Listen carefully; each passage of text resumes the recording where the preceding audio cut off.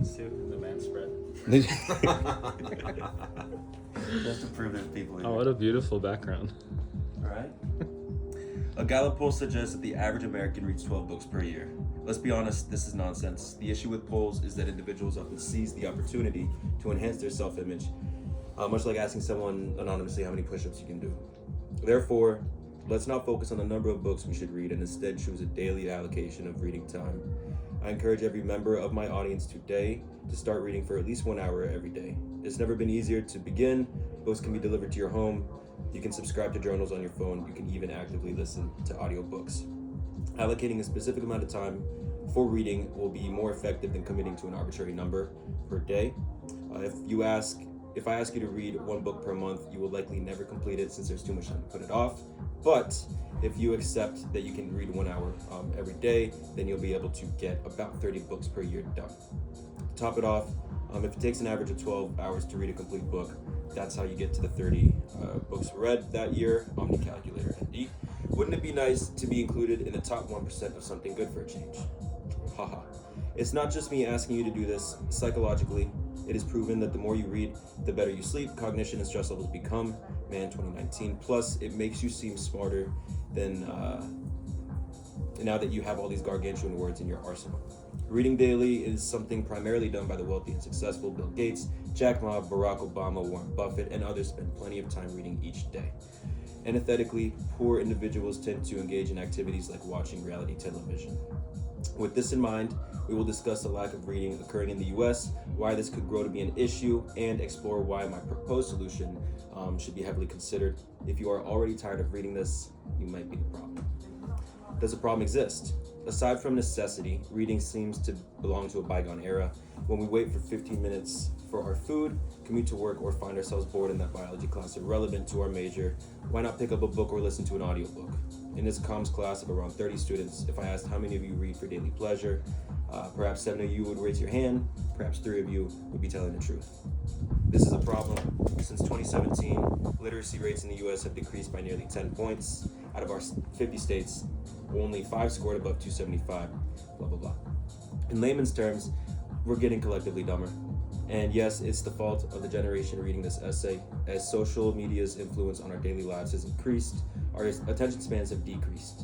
There's no telling what this downward trend means for society, but it would be hard to argue that a continuation would yield anything positive.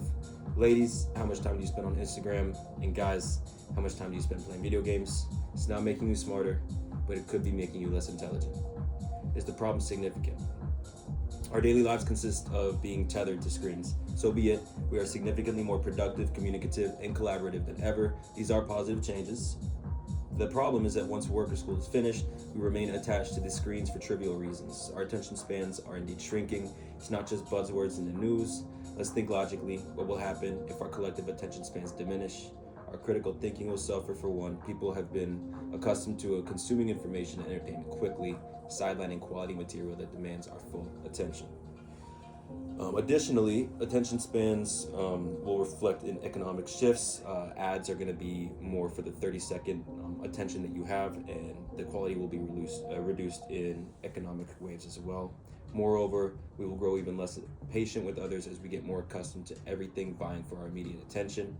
A sure way to combat this declining attention span is to commit to reading at least 1 hour per day. Focus intently on the words you read and the message being conveyed. Your mind will expand, and I promise you will find it more enjoyable than doom scrolling on social media or shooting strangers in a video game. Reading, specifically, I'm only halfway done, can enhance your attention span and memory. It can also help with falling asleep faster, leading to a more productive you when the alarm rings the next morning. Your concentration will improve, and conversely, your stress will decrease. Furthermore, you will frequently use words like conversely in your conversations, rather than simpler alternatives. This all sounds great, sure. However, you likely won't read for any of these reasons, due to the same reasons you don't eat healthier. You're too reluctant to create these lasting habits for long-term benefits that may never materialize. So, why should you start reading daily? Your parents will be proud, for one. Additionally, your date will be pleased. Oops. Hold on, someone called you. Your date will be pleased that she is about to kiss someone smart for a change, Liz. Who called? Liz. Liz? Vida? Socially, you will become more attractive. Hall 2020 is... Oh, Lev. Yeah. It's my friend. Maybe he's whatever. In social settings, you can convey your message or explain your position more articulately than before. Hopefully, you're grasping what I'm saying here. Not only will you benefit from all the above, but you will also gain confidence. Is the problem structural or attitudinal? This lack of reading represents an attitudinal dilemma. No system or conspiracy is preventing you from reading. Let's skip that. Can the problem be fixed within the system? By tweaking your daily habits, yes. The issue of not reading can be addressed within the framework of your daily life. Reading for a minimum of 1 hour doesn't have to occur all at once.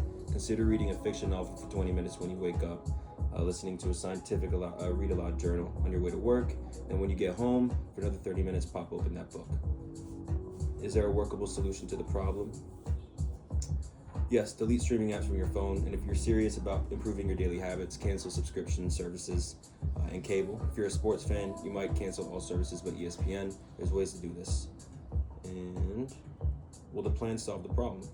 With the proposed plan of reading for 1 hour every day, solve the problems of shrinking attention spans, memory loss, decreased concentration, sleep deprivation, reduced literacy, and more, let's compare this to something everyone's familiar with to some degree: exercise.